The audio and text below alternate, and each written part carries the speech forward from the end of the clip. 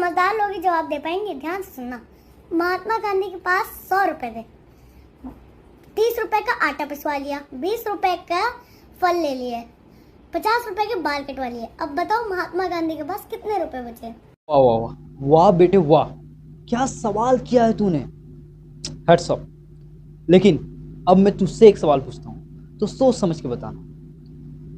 तो बताओ कि 10 कुत्ते एक रेस में दौड़ रहे और तुम आखिरी कुत्ते से आगे हो, तो बताओ कि तुम किस नंबर पे हो? जल्दी जल्दी बताओ। और आप भी बताइए कमेंट में कि वो लड़का, वो मोटू लड़का, प्यारा लड़का किस नंबर पे?